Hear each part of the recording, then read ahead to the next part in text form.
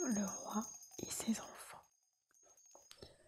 Le roi Keïta, sur ses vieux jours, appela ses 3 fils, l'aîné Mamadi, le cadet Mambi et le benjamin Kalilou.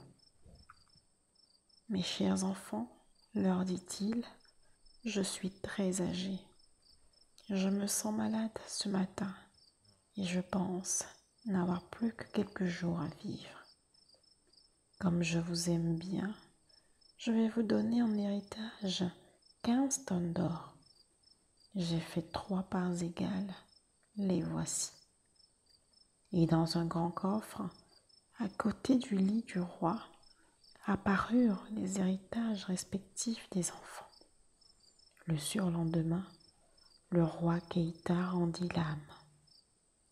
Les funérailles terminées, les 2 aînés se demandèrent comment ils pourraient dépenser leur héritage. Ils achetèrent des troupeaux, firent construire des cases, parcoururent tout le pays pour offrir à leur mère et à leurs femmes les plus beaux bijoux, les plus belles étoffes.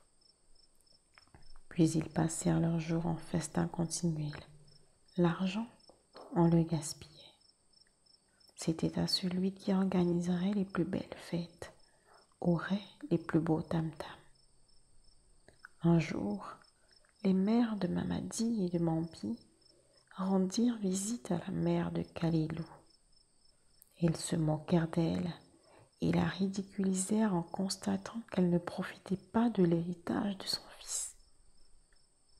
Après le départ des 2 femmes, la mère de Kalilou, furieuse, se rendit aussitôt chez son fils.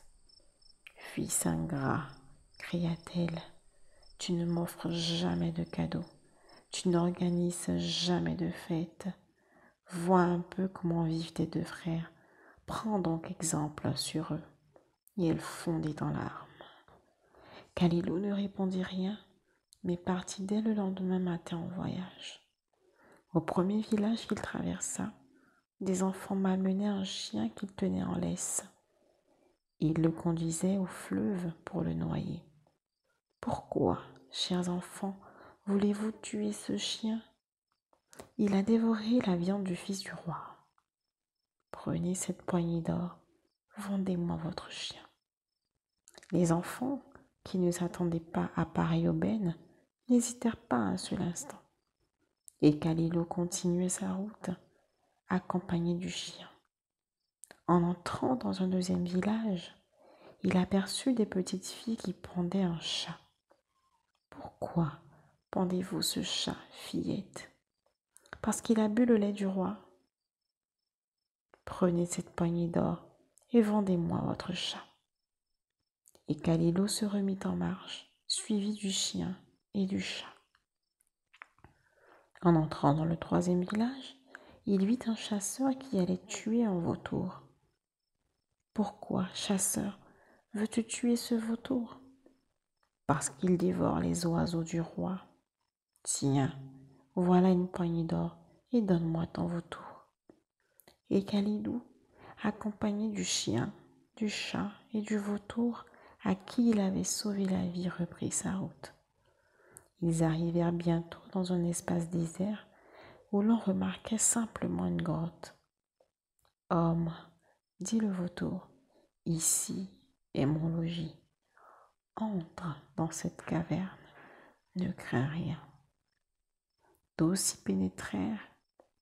Sur un perchoir en or était juché le roi des vautours, entouré de ses sujets. « Grand chef des vautours, » cria le rapace, « je te présente l'homme qui m'a sauvé la vie. Il mérite une récompense. » « Laquelle ? » ?»« Il mérite l'anneau. » Le chef des vautours quitta son superbe perchoir, vint se poser auprès de Kalilou, ouvrit son énorme bec et dit « Homme, sous ma langue se trouve une bague magique. Prends-la, je t'en fais cadeau. Chaque fois que tu désireras quelque chose, dis-le. Ton vœu sera tout de suite exaucé. mais surtout, ne perds jamais cet anneau. Kalilo prit l'anneau et répondit: Je te remercie beaucoup, chef des vautours. Je désirerais rentrer de suite au village. Il avait à peine terminé sa phrase qu'il fut chez lui. Sa mère vint le voir, le traita à nouveau d'enfant ingrat et se remit à pleurer. Kalilo sortit de la case, prit son anneau et dit: Je désirerais être le chef d'un grand village et avoir un riche palais comme habitation. Un vacarme épouvantable se fit entendre. La mère effrayée sortit de la case de son fils et vit une ville et un somptueux palais qui surgissaient de terre. Chère mère, dit Kalilo, c'est là, désormais, que nous habiterons. La pauvre femme n'en croyait ni ses yeux, ni ses oreilles. Le lendemain, Kalilo se maria, mais il commit une grave imprudence. Il raconta à sa jeune épouse l'histoire de l'anneau magique. Et, profitant du profond sommeil de son mari, la femme lui déroba l'anneau et s'enfuit chez ses parents. Immédiatement, Kalilo se réveilla dans une pauvre case.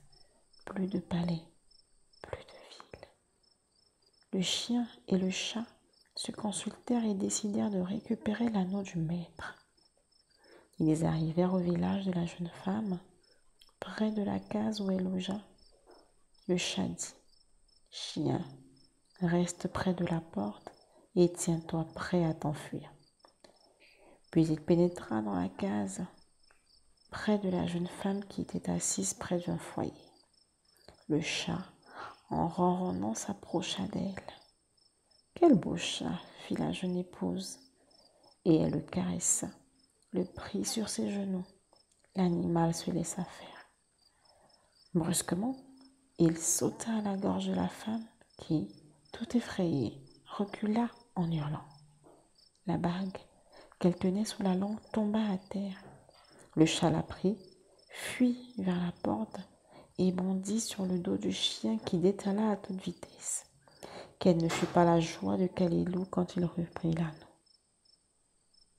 Son premier soin fut de souhaiter la mort de sa femme, et depuis, il s'est bien juré de ne jamais dévoiler de secret à aucune femme, si gentille fut-elle.